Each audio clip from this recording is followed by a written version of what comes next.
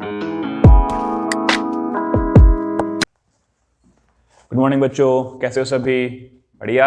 Okay, तो आज हम करेंगे physical properties of halo alkanes and halo arenes. Last time हमने किया था प्रेपरेशन ऑफ हेलो एरीन्स, उस वीडियो का लिंक आपको मिलेगा डिस्क्रिप्शन में। अगर नहीं देखी है तो जरूर देखेंगे। ठीक है, चलिए स्टार्ट करते हैं।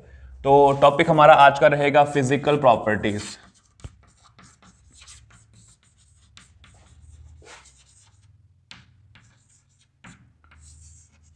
ठीक है, तो फिजिकल प्रॉपर्टीज में हम क्या क्या डिस्कस करेंगे? हम डिस्कस करेंगे बॉइलिंग पॉइंट, हम डिस्कस करेंगे मेल्टिंग पॉइंट,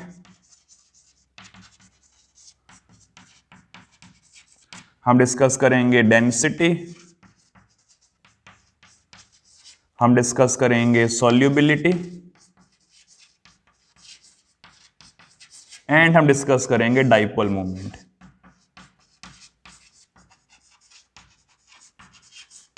ठीक है, और सभी के सभी बहुत इजी है। एक सिंपल ट्रिक बताई जाएगी आपको, उससे आप आंसर इमीडिएटली फाइंड कर सकते हैं। चलिए शुरू करते हैं।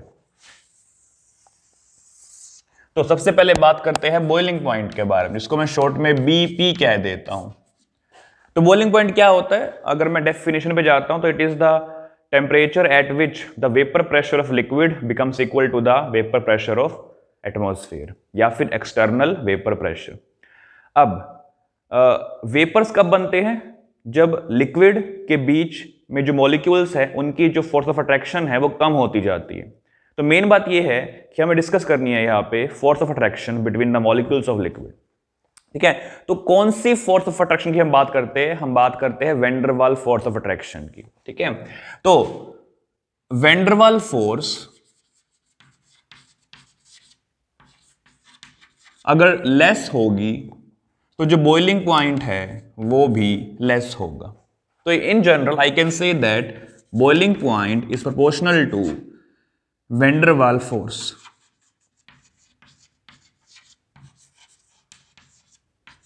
ठीक है, ये हो गई हमारी पहली बात। अब van der Waals force depend करती है सरफेस एरिया ऑफ मॉलिक्यूल पे। जितना ज्यादा सरफेस एरिया होगा उतना ज्यादा वैन डर वाल फोर्स होगी। ठीक है, तो van der Waals force is proportional to surface area of molecule.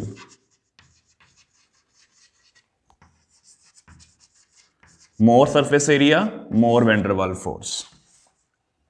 ठीक है, और सरफेस एरिया भी प्रोपोर्शनल होता है मास से।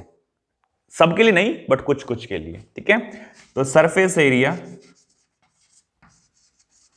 Is proportional to mass of molecule. ठीक है, इसमें कंडीशन क्या है? That number of carbon should not be same. Number of carbon should not be same. तो ये हमारा एक पैटर्न हो गया। ठीक है, इसको नोट कर लेंगे, फिर इस पैटर्न से एग्जांपल की हेल्प से हम समझते हैं।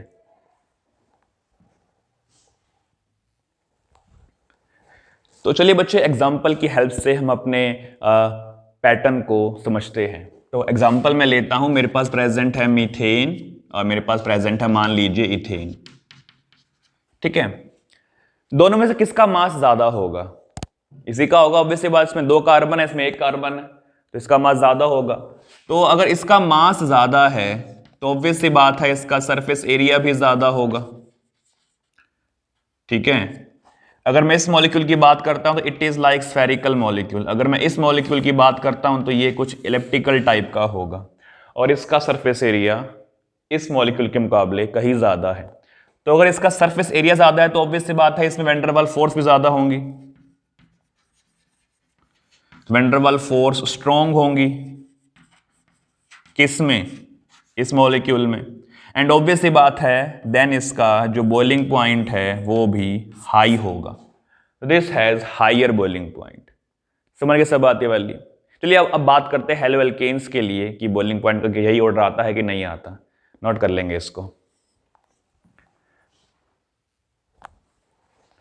ओके बच्चों, तो मैं एग्जांपल ले रहा हूं, ध्यान देंगे। मुझे एग्जांपल दिया हुआ है CH3Cl और मुझे एग्जांपल दिया हुआ है CH3Br। दोनों में एक कार्बन है, बट यहाँ पे क्लोरीन है, यहाँ पे ब्रोमीन है, और मैं ये जानता हूं कि ब्रोमीन का मास क्लोरीन से ज्यादा होता है। ठीक है, तो इसका मास ज्यादा है तो इसी का सरफेस एरिया भी ज्यादा होगा, इसी में वैन डर वाल फोर्स भी ज्यादा होंगी, और इसी का बॉइलिंग पॉइंट भी ज्यादा होगा। तो CH3Br has higher boiling point than CH3Cl। समझ गए बात ये वाली? Let us take one more example. एक केस मुझे ये दिया हुआ है, एक केस मुझे ये दिया हुआ है। ठीक है, chloroethane, chloropropane, 2 carbon 3 carbon, 3 carbon है तो इसका मास ज्यादा होगा। मास अगर ज्यादा है तो सरफेस एरिया ज्यादा होगा, सरफेस एरिया अगर ज्यादा है तो van der Waals force stronger होंगी, van der Waals force stronger है तो बॉइलिंग पॉइंट भी ज्यादा होगा। तो बॉइलिंग पॉइंट ज्यादा है क्लोरोप्रोपेन का एज कंपेयर टू क्लोरोइथेन। अब एक एग्जांपल लेते हैं जहां पे नंबर ऑफ कार्बन सेम होंगे, ध्यान देंगे। तो मैं केस ले रहा हूं ये वाला। Okay, let us take one more. तो ये है मेरे पास क्लोरोब्यूटेन, इसी को मैं दिखा देता हूं यहां पे करके।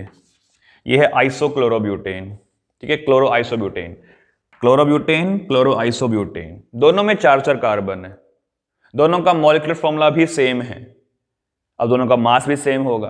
तो हाउ कैन वी टेल किसका एरिया ज्यादा होगा? तो बस हमको मॉलिक्यूल का स्ट्रक्चर देखना है। ये मॉलिक्यूल स्ट्रेट चेन में है, तो जो चीज स्ट्रेट होती है उसका सरफेस एरिया ज्यादा होता है एज कंपेयर टू जो चीज स्फेरिकल सिमेट्री में आ जाती है। समझे बात वाली? कि ये कुछ इस तरह से है और ये कुछ इस तरह से है। तो वी कैन सी क्लियरली कि इस मॉलिक्यूल का सरफेस एरिया ज्यादा है। तो जिसका सरफेस एरिया ज्यादा होगा उस पर वैन डर वाल फोर्स ज्यादा होंगी, वैन डर वाल फोर्स ज्यादा होंगी तो बॉइलिंग पॉइंट भी ज्यादा होगा। तो इस केस में बॉइलिंग पॉइंट जो है वो ज्यादा है। समझे बात ये वाली? क्लियर? अब एक मैं सिंपल लाइन लिखूंगा, एक ट्रिक लिखेंगे, उसके बाद आप आसानी से किसी भी मॉलिक्यूल का बॉइलिंग पॉइंट का ऑर्डर बता सकते हैं। नोट कर लेंगे ये।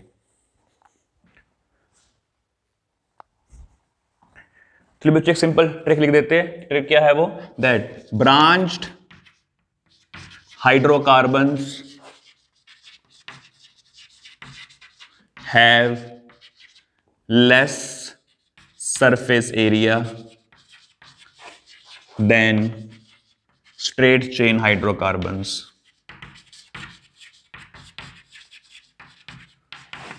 HC मतलब हाइड्रोकार्बन्स। तो ये बात हमें ध्यान रखनी है। तो जहां भी आपको ब्रांचिंग दिखाई देती है उसका सरफेस एरिया कम हो जाएगा। बट एक बात ध्यान रखनी है, स्ट्रेट चेन में 5 कार्बन अगर है तो ब्रांच में भी 5 कार्बन होने चाहिए, तभी हम उन्हें कंपेयर कर पाएंगे। अगर स्ट्रेट चेन में 4 कार्बन है, ब्रांच में 5 कार्बन है, तो 5 कार्बन वाले का बॉइलिंग पॉइंट ज्यादा होगा। समझे बात ये वाली?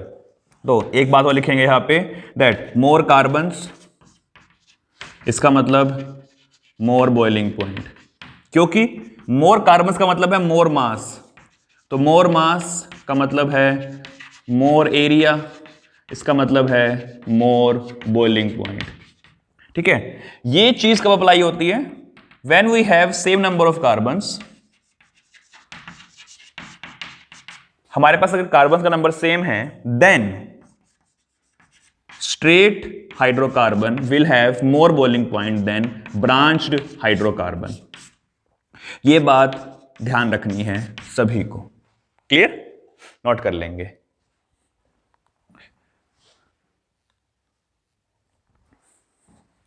ओके बच्चे, तो बात करते हैं मेल्टिंग पॉइंट के बारे में। MP short of melting point. तो मेल्टिंग पॉइंट डिपेंड किस पे करता है? मेल्टिंग पॉइंट डिपेंड करता है आपका स्पैकिंग पे। क्योंकि हम क्या करने वाले कि हमारे पास सॉलिड है, उस सॉलिड को हम हीट करेंगे तो वो लिक्विड में चेंज होगा, और सॉलिड में मॉलिक्यूल्स टाइटली पैक होते हैं, तो जिसकी पैकिंग स्ट्रांग होगी उसका मेल्टिंग पॉइंट ज्यादा होगा। तो melting point is proportional to strong packing, और स्ट्रॉन्ग पैकिंग करने के लिए हमें सरफेस एरिया कम चाहिए। तो when you have less surface area ज्यादा मॉलिक्यूल्स पैक हो पाएंगे। ठीक है, तो strong packing is inversely proportional to surface area. ये बात हमें ध्यान रखनी है यहां पे। ठीक है, क्लियर टू ऑल? ओके, एक और बात ध्यान रखनी है कि मेल्टिंग पॉइंट जो है वो मास पर भी डिपेंड करता है, कि जिस मॉलिक्यूल का मास ज्यादा होगा उस मॉलिक्यूल का मेल्टिंग पॉइंट भी ज्यादा होगा। ठीक है, तो also melting point is proportional to mass of molecule. अब मास ऑफ मॉलिक्यूल ज्यादा है तो ऑब्वियस सी बात है कि सरफेस एरिया भी ज्यादा होगा, तो मास ऑफ मॉलिक्यूल जो है वो प्रोपोर्शनल है सरफेस एरिया के। ठीक है, तो जिसका सरफेस एरिया ज्यादा उसका मेल्टिंग पॉइंट ज्यादा, बट यहां पे हम क्या कह रहे हैं, जिसका सरफेस एरिया कम उसकी पैकिंग ज्यादा तो मेल्टिंग पॉइंट ज्यादा। तो ये दोनों बातें जो है आपस में कॉन्ट्राडिक्टरी है। अब क्यों है ये? This formula or this relation is applicable when you have different number of carbons.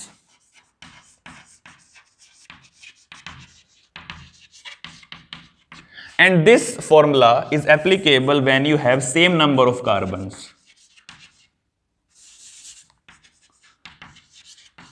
यानी कि ये आइसोमर्स में काम आता है फॉर्मूला। तो आइसोमर्स में मेल्टिंग पॉइंट डिस्कस करने के लिए हमारा ये फॉर्मूला काम आएगा, और ये फॉर्मूला काम आएगा हमारा when we have different number of carbons. समझ गए बात ये वाली? ओके, इसको नोट करेंगे रिलेशन को, फिर हम इस पे एग्जाम्पल की हेल्प से आंसर पता करते हैं।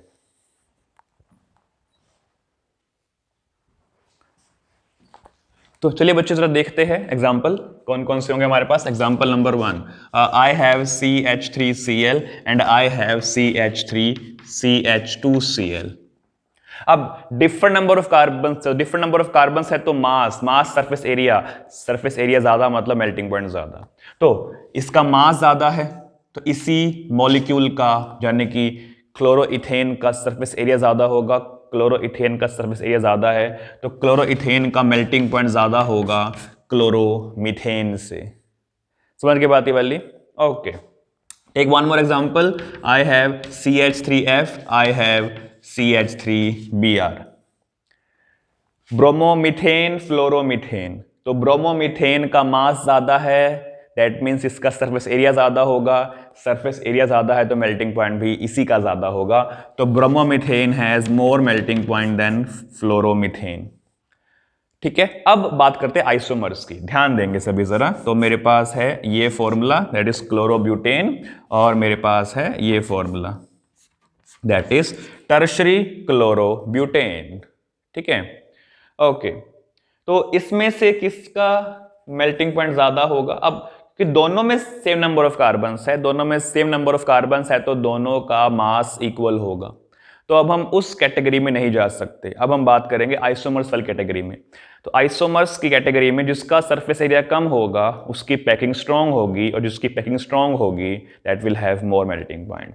तो इन दोनों में से टर्शरी ब्यूटेन वाले का मेल्टिंग पॉइंट ज्यादा होगा। ठीक है, तो ये बात आपको ध्यान रखनी है हमेशा। समझ गए? पक्का? नोट कर लेंगे। ओके बच्चों, तो एक और बात डिस्कस करेंगे हम कि मेल्टिंग पॉइंट बॉइलिंग पॉइंट किस दूसरे फैक्टर पर डिपेंड करता है, और उस फैक्टर का नाम है डाइपोल मोमेंट। ठीक है, तो melting point boiling point dipole moment पर भी डिपेंड करता है। Boiling point and melting point both are proportional to dipole moment.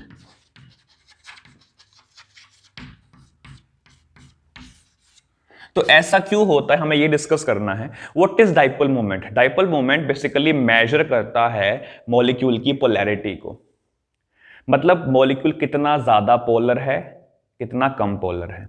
तो जितना ज्यादा डाइपोल मोमेंट होगा उतनी ज्यादा मॉलिक्यूल की पोलैरिटी होगी। ज्यादा पोलैरिटी होने का मतलब है चार्जेस का सेपरेशन ज्यादा हुआ है, इसका मतलब एक तरफ नेगेटिव चार्ज है एक तरफ पॉजिटिव चार्ज है, और यही सेम चीज दूसरे मॉलिक्यूल में हुई होगी। तो दोनों मॉलिक्यूल में चार्ज सेपरेट हो गए, एंड एक मॉलिक्यूल के एक एटम पे नेगेटिव है तो उस मॉलिक्यूल के दूसरे एटम पे पॉजिटिव है, and we know that opposite charge आपस में अट्रैक्ट करते हैं, तो नेगेटिव पॉजिटिव क्या करेंगे? अट्रैक्ट करेंगे। और जितना ज्यादा मैग्नीट्यूड होगा उस चार्ज का उतनी ही ज्यादा अट्रैक्शन होगी। जितनी ज्यादा अट्रैक्शन, मॉलिक्यूल क्लोज होंगे तो उनके melting point boiling point obviously high हो जाएंगे। समझे बात ये वाली? तो dipole moment is also an important factor in deciding the melting point and boiling point of the compounds. चलिए एग्जांपल की हेल्प से समझते हैं। तो मैं बेंजीन के आइसोमर्स बनाऊंगा, हेलोजन आइसोमर्स होंगे बेंजीन के। ये ऑर्थो है, this one is meta, and last one we have that is para. तो हमें डिस्कस करना है कि इनके मेल्टिंग पॉइंट का ऑर्डर क्या होगा और इनके बॉइलिंग पॉइंट का ऑर्डर क्या होगा। ठीक है, तो मेल्टिंग पॉइंट के लिए हम क्योंकि आइसोमर्स की बात कर रहे हैं और आइसोमर्स में हम बात करते हैं पैकिंग की, जिसकी पैकिंग स्ट्रांग होती है उसका मेल्टिंग पॉइंट ज्यादा होगा। पैकिंग डिपेंड करती है मॉलिक्यूल के सिमेट्रिकल स्ट्रक्चर पे। जैसे स्फेरिकल है, स्फीयर है, तो sphere is a symmetrical structure, sphere का स्ट्रक्चर सिमेट्रिकल है तो वो टाइटली पैक हो सकते हैं आपस में, और जब वो टाइटली पैक होंगे तो उनका मेल्टिंग पॉइंट ज्यादा होता है। अब इन तीनों में से ज्यादा सिमेट्रिकल कौन सा है? This one is very much symmetrical. अब क्योंकि पैरा आइसोमर ज्यादा सिमेट्रिकल है तो पैरा आइसोमर का मेल्टिंग पॉइंट सबसे ज्यादा होगा, तो नंबर 1 पे आएगा para isomer in case of melting point. अब इन दोनों की बात करते हैं, इन दोनों में सिमेट्री खास नहीं है, तो यहां पर हम डिस्कस करेंगे डाइपोल मोमेंट का केस। इन दोनों में से जिसका डाइपोल मोमेंट ज्यादा होगा उसका ही मेल्टिंग पॉइंट ज्यादा होगा। तो मैं बता देता हूं कि ऑर्थो केस में डाइपोल मोमेंट ज्यादा होता है as compare to meta one. तो ऑर्थो में ज्यादा क्यों होता है ये डिस्कस करेंगे हम when we discuss dipole moment. Clear? Okay, तो ऑर्थो का डाइपोल मोमेंट ज्यादा है, इज मोर देन मेटा, तो इसका बॉइलिंग मेल्टिंग पॉइंट ज्यादा होगा। तो नंबर 2 पे आ जाओ, नंबर 3 पे मेटा। समझ गए बात ये वाली? तो पैरा, ऑर्थो, मेटा, ये हमारा ऑर्डर रहेगा मेल्टिंग पॉइंट के लिए। अब बात करते हैं बॉइलिंग पॉइंट में क्या ऑर्डर रहेगा। तो बॉइलिंग पॉइंट में हम बात करेंगे पहले डाइपोल मोमेंट की, जिसका डाइपोल मोमेंट ज्यादा उसका मेल्टिंग पॉइंट ज्यादा। तो इन तीनों में से सबसे ज्यादा डाइपोल मोमेंट ऑर्थो का होता है, तो नंबर 1 पे हमारा ऑर्थो आ जाएगा। समझ गए बात ये वाली? उसके बाद हम बात करेंगे सरफेस एरिया की। तो अगर मैं इस मॉलिक्यूल को चेक करता हूं और मैं इस मॉलिक्यूल को चेक करता हूं, this molecule has more surface area, क्योंकि ये मोर सिमेट्रिकल है, तो नंबर 2 पे ये आ जाएगा, और नंबर 3 पे हमारा फिर से मेटा ही रहेगा। तो दोनों ही केसेस में सबसे कम melting point boiling point meta isomer का है। तो ये हमारे ऑर्डर रहेंगे मेल्टिंग पॉइंट के और बॉइलिंग पॉइंट के। क्लियर? नोट कर लेंगे इस चीज को। तो चलिए बच्चे अब जरा बात करते हैं डेंसिटी के बारे में। And we all know density क्या होता है। डेंसिटी का फॉर्मूला होता है मास ओवर वॉल्यूम। तो मास किसका होगा? मास मॉलिक्यूल का होगा। वॉल्यूम किसका होगा? वो भी मॉलिक्यूल का ही तो होगा ना। तो अब दो बातें हमारे सामने आएंगी यहां पे। पहली बात, मेरे पास एग्जांपल है CH3Cl और मेरे पास एग्जांपल है CH3CH2Cl। मुझे इन दोनों में डेंसिटी कंपेयर करनी है। ठीक है, अगर मैं पहले मास की बात करता हूं तो ऑब्वियसली बात है मास इसी का ज्यादा होगा, और अगर मैं वॉल्यूम की बात करता हूं तो ऑब्वियसली वॉल्यूम भी इसी यानी कि क्लोरोइथेन का ही तो ज्यादा होगा ना। तो दोनों ही केस में मास एंड वॉल्यूम क्लोरोइथेन का ज्यादा है, तो मास भी इंक्रीज हो रहा है, साथ ही साथ वॉल्यूम भी इंक्रीज हो रहा है, यानी कि न्यूमरेटर की वैल्यू भी इंक्रीज हो रही है, डिनोमिनेटर की वैल्यू भी इंक्रीज हो रही है। तो क्या डेंसिटी कांस्टेंट रहनी चाहिए? नहीं, ऐसा नहीं है। इनके इंक्रीज होने का जो मैग्नीट्यूड है वो डिफरेंट है। मैं कह सकता हूं कि मास के इंक्रीज होने का जो मैग्नीट्यूड है वो वॉल्यूम के इंक्रीज होने के मैग्नीट्यूड से ज्यादा है। मतलब मास ज्यादा मैग्नीट्यूड से इंक्रीज हो रहा है, वॉल्यूम भी इंक्रीज तो हो रहा है बट उसके इंक्रीज होने का मैग्नीट्यूड कम है। तो ओवरऑल अगर मैं देखूं तो डेंसिटी में भी क्लोरोइथेन ही हायर होगा। समझे बात ये वाली? यही चीज हम देख सकते हैं एक और एग्जांपल के लिए भी। जैसे मेरे पास प्रेजेंट है CH3Cl और CH3Br, क्लोरोमीथेन ब्रोमोमीथेन। तो मास ब्रोमोमीथेन का ज्यादा, वॉल्यूम भी ब्रोमोमीथेन का ज्यादा, लेकिन मैग्नीट्यूड डिफरेंट है। तो मास के इंक्रीज होने का मैग्नीट्यूड कहीं ज्यादा है, देयरफॉर डेंसिटी भी इसकी ज्यादा ही होगी। समझे बात ये वाली? तो डेंसिटी इंक्रीज होती जाएगी जैसे जैसे सब्सटेंस का मोलर मास इंक्रीज होता जाएगा। तो ये बात आपको ध्यान रखनी है, नोट कर लेंगे। तो चलिए बच्चे अब जरा बात करते हैं सोल्यूबिलिटी के बारे में। हम सोल्यूबिलिटी क्या होती है कि एक सोल्यूट होता है, वो स्पेसिफिक अमाउंट ऑफ सोलवेंट पे डिसोल्व होता है, टेम्परेचर कांस्टेंट होता है। तो जितनी अमाउंट सोल्यूट की उस स्पेसिफिक अमाउंट ऑफ सोलवेंट में डिसोल्व होगी उसी को हम कहेंगे सोल्यूबिलिटी। ठीक है, तो सोल्यूबल होने के लिए हमें क्या करना पड़ता है? What happens in the microscopic level? एक कंटेनर है मेरे पास, इसमें मेरे पास प्रेजेंट है सोलवेंट, ठीक है, ये हमारा सोलवेंट है। दूसरे कंटेनर में मेरे पास प्रेजेंट है सोल्यूट, तो ये है सोल्यूट। इसमें पार्टिकल्स प्रेजेंट है, तो ये पार्टिकल्स सोलवेंट के, इनके बीच में अट्रैक्शन फोर्सेस है। यहां मेरे पास सोल्यूट है, सोल्यूट में पार्टिकल्स है, इनके बीच में भी क्या है, अट्रैक्शन है। लेट्स से सोलवेंट में वाटर मान लेता हूं, तो वाटर के पार्टिकल्स के बीच में जो अट्रैक्शन होती है उसे कहते हैं एच बॉन्डिंग।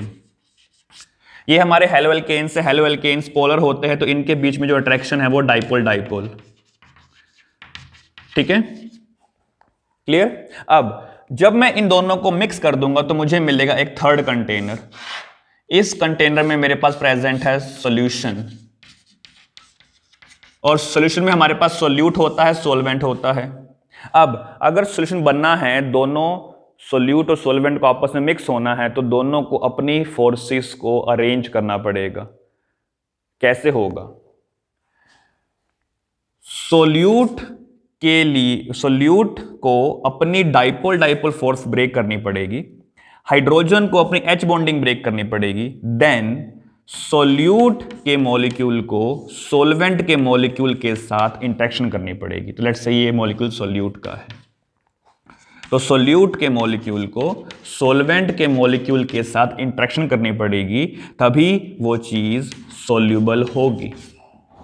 समझे बात अब ये वाली? अब इनकी अट्रैक्शन को बनाने के लिए सबसे पहले हमें सोल्यूट सोल्यूट और सोलवेंट सोलवेंट की इंटरेक्शन को ब्रेक करना पड़ेगा। तो पहले होगी इंटरेक्शन की ब्रेकिंग, फिर होगी इंटरेक्शन की फॉर्मिंग। तो अब होता क्या है, इंटरेक्शन की ब्रेकिंग में ज्यादा एनर्जी की रिक्वायरमेंट होती है as compare to interaction forming, ठीक है। तो एच बॉन्डिंग है, एच बॉन्डिंग स्ट्रांग होती है, एच बॉन्डिंग को तोड़ने के लिए हमें चाहिए ज्यादा एनर्जी। यहां पे जो बॉन्डिंग हो रही है वो एच बॉन्डिंग नहीं है, यानी कि जितनी एनर्जी रिलीज हो रही है उससे कहीं ज्यादा एनर्जी हमें चाहिए बॉन्ड को तोड़ने के लिए। समझे बात ये वाली? कि जब बॉन्ड फॉर्म होता है तो एनर्जी रिलीज होती है, और जब बॉन्ड ब्रेक होता है एनर्जी हमें देनी पड़ती है। तो हाइड्रोजन बॉन्ड को तोड़ने के लिए हमें चाहिए ज्यादा एनर्जी। इतनी ज्यादा एनर्जी ये इंटरेक्शन प्रोवाइड नहीं करवा पाती है, इसीलिए सभी एच बॉन्ड ब्रेक नहीं हो पाते हैं, ठीक है। जितने हमें ब्रेक होने एक्सपेक्टेड थे उतने ब्रेक नहीं होते, उससे कम ब्रेक होते हैं, ठीक है। कितने ब्रेक होते हैं? जितनी एनर्जी ये इंटरेक्शन रिलीज कर पाती है उतने मैग्नीट्यूड या उतने क्वांटिटी के एच बॉन्ड ब्रेक हो जाते हैं, लेकिन सभी ब्रेक नहीं होते, जिसकी वजह से सोल्युबिलिटी कम हो जाती है। समझे बात ये वाली कि नहीं? क्यों कम हो जाती है? बिकॉज इंटरेक्शन नहीं हो पा रही सोल्यूट सोलवेंट के बीच में, और जब सोल्यूट और सोलवेंट के बीच में इंटरेक्शन नहीं होगी, सोल्युबिलिटी क्या हो जाएगी? कम होगी। सोल्यूबल तो ये है बट लेस सोल्यूबल, तो I will say halo alkanes are slightly soluble, ठीक है, स्लाइटली सोल्यूबल। क्लियर और नॉट? ओके, इसको ना मैं थोड़ा सा और इजी कर देता हूं। मान लीजिए दो दोस्त है, उन दोनों दोस्त के बीच में अट्रैक्शन तो ऑब्वियस बात है होगी, तभी तो वो दोस्त है। एक तीसरा पर्सन आता है, तीसरा पर्सन उन दोनों के बीच में जाता है, उनकी दोस्ती को तोड़ देता है, और वो किसी एक को अपना दोस्त बना के ले जाता है वहां से, ठीक है। ऐसा क्यों हो पाया? क्योंकि जो नया इंसान आया उसके पास जो फोर्स थी वो स्ट्रांग थी उन दोनों के बीच के मुकाबले से, कि जो दो दोस्त पहले थे उनके बीच अट्रैक्शन फोर्स थी, उनकी दोस्ती तोड़ दी। किसने तोड़ दी? थर्ड पर्सन ने। क्यों तोड़ दी? क्योंकि उसके पास कुछ ऐसी फोर्सेस थी जो उनकी दोस्ती पर भारी पड़ गई।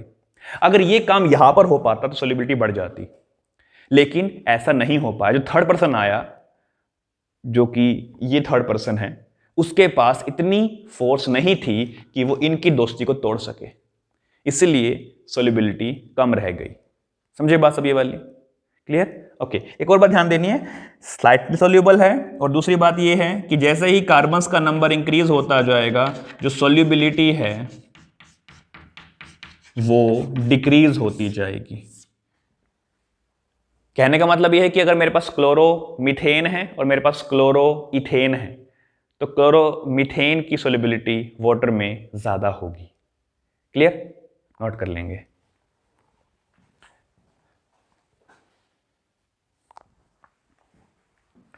तो चलिए बच्चों जरा बात करते हैं डाइपोल मोमेंट के बारे में।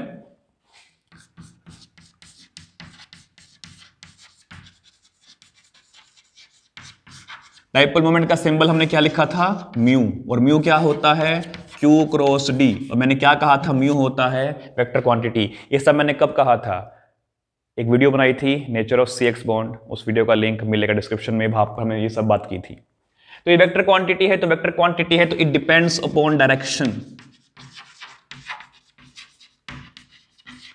तो डाइपोल मोमेंट की डायरेक्शन कहां से कहां होती है, it is from positive to negative. जैसे एग्जांपल देखिए HCl में Cl पे पार्शियल नेगेटिव, H पे पार्शियल पॉजिटिव, तो डायरेक्शन होगी from positive to negative. This is the direction of dipole moment. Clear. अब हम डिस्कस करेंगे कुछ मॉलिक्यूल्स को, और उन मॉलिक्यूल्स में डायरेक्शन के बेस पे चेक करेंगे कि डाइपोल मोमेंट क्या होता है और कैसे उसका हम पता करते हैं। ध्यान दीजिए, इसी की बात कर लेते हैं HCl की। तो HCl में we have a dipole moment in specific direction, तो इस केस में डाइपोल मोमेंट जो है that is not equal to 0, तो दिस मॉलिक्यूल इज पोलर। मैं एग्जांपल लेता हूं CO2 का। This is the structure of CO2। Carbon पे पार्शियल पॉजिटिव है, ऑक्सीजन पर पार्शियल नेगेटिव है। तो एक डाइपोल मोमेंट यहां से यहां μ1, दूसरा डाइपोल मोमेंट इस तरफ अपोजिट साइड में, इसे मैं μ1 डैश कह देता हूं। तो μ1 डैश इज नेगेटिव ऑफ μ1, ठीक है। तो ये हमारे पास है, दोनों दूसरे के नेगेटिव है। तो जब मैं इन दोनों डाइपोल मोमेंट्स को ऐड करूंगा तो जो रिजल्टेंट है मेरे पास वो 0 आएगा। तो म्यू रिजल्टेंट जो है वो 0 आया। This molecule is non polar. Clear. और रिजल्टेंट निकालने का मैथमेटिकल फॉर्मूला क्या है, ये तो थ्योरेटिकल बात हो गई ना, मैथमेटिकल हमें फॉर्मूला भी चाहिए होता है। तो म्यू रिजल्टेंट का फॉर्मूला होता है under the root μ1 square μ2 square 2 μ1 μ2 cos theta. This is the mathematical formula to find the resultant dipole moment. अब इसमें थीटा 180 डिग्री है, ठीक है, और थीटा जब 180 डिग्री होता है तो जो cos थीटा है वो होता है -1, ठीक है। And when we put the values here, our answer will come out to be 0 in this case. Clear? क्योंकि μ1 तो μ1 है और जो μ2 है वो μ1 का नेगेटिव है फॉर दिस CO2। क्लियर। और जब मैं ये वाली वैल्यूज यहां पुट करता हूं तो जो म्यू रिजल्टेंट है मुझे वो 0 मिलेगा। That is we have a non polar molecule here. अब इसी चीज को हम लेकर आते हैं अपने हैलोजेंस में, चेक करते हैं।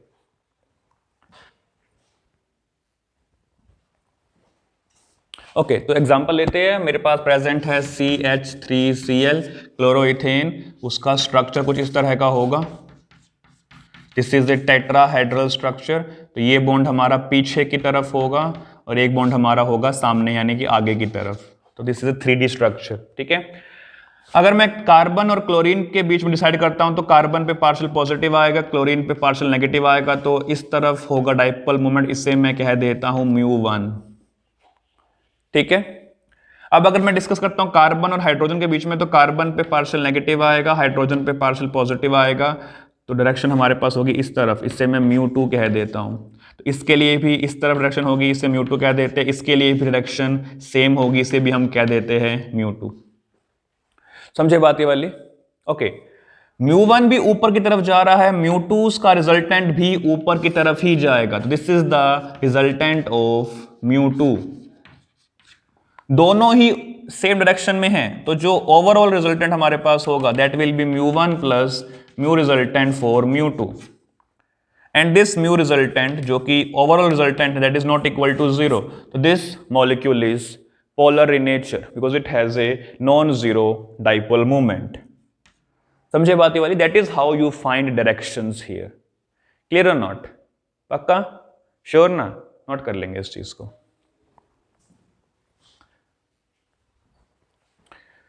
तो अच्छा, अभी जो हमने किया उसी तरीके से आप बाकी मॉलिक्यूल्स में भी चेक कर सकते हैं कि क्या वो मॉलिक्यूल में डाइपोल मोमेंट 0 है या नहीं है, ठीक है। जैसे मैं एग्जांपल लेता हूं एक, मेरे पास है CCl4। It also has tetrahedral structure, tetrahedral shape हमारे पास होगी इसके लिए भी, ठीक है, इस तरह से। तो अगर मैं रिजल्टेंट चेक करता हूं इसमें, तो ये है पार्शियल पॉजिटिव, ये है partial negative, partial negative, partial negative, partial negative. Direction होगी नीचे की तरफ, इसकी होगी नीचे की तरफ, यहां पर होगी नीचे की तरफ, और इस केस में होगी ऊपर की तरफ। सभी μ1 है, तो ये μ1 है, ये भी μ1 है, ये भी μ1 है, ये भी μ1 है। इन तीनों μ1s का रिजल्टेंट नीचे की तरफ होगा, वो भी μ1 ही कहलाया जाएगा। इसको आप मैथमेटिकली भी चेक कर सकते हैं by putting in the formula values को। तो ये μ1 रिजल्टेंट है और ये μ1 दोनों इक्वल है ये, तो μ1 इज इक्वल टू μ1 रिजल्टेंट, और दोनों ऑपोजिट डायरेक्शन में है, तो दोनों एक दूसरे को कैंसिल कर देंगे, तो ओवरऑल रिजल्टेंट जो हमारे पास है वो 0 आ जाएगा। And because overall resultant is 0, this molecule is non polar in nature. समझे बात ये वाली कि नहीं? नोट कर लेंगे ये भी।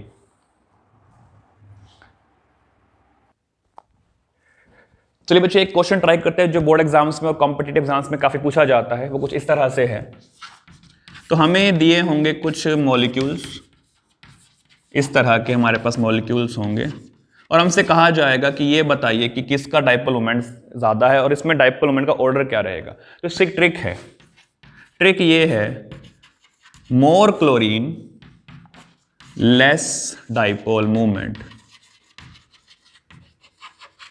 As simple as that. ज़्यादा क्लोरीन लेस डाइपोल मोमेंट, तो डाइपोल मोमेंट का ऑर्डर हमारे पास क्या रहेगा?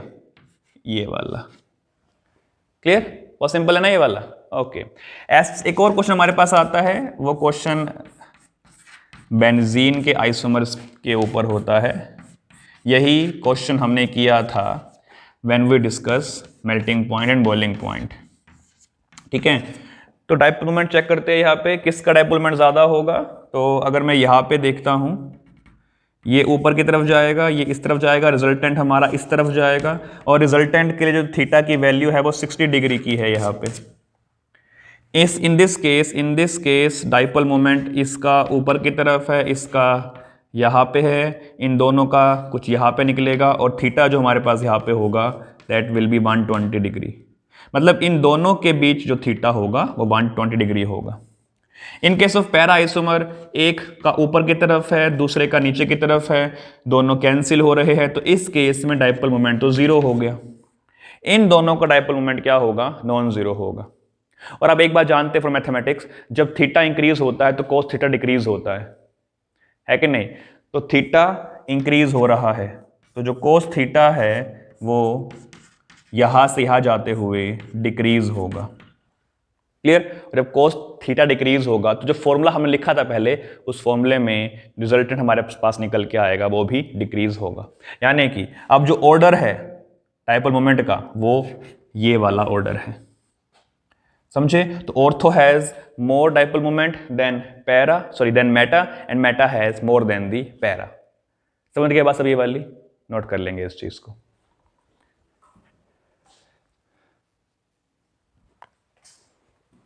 ओके बच्चों, तो आज हम इतना ही करेंगे। बाकी नेक्स्ट टॉपिक में, नेक्स्ट लेक्चर में हम करेंगे केमिकल प्रॉपर्टीज ऑफ हेलोअल्केन्स, हेलोअरीन्स।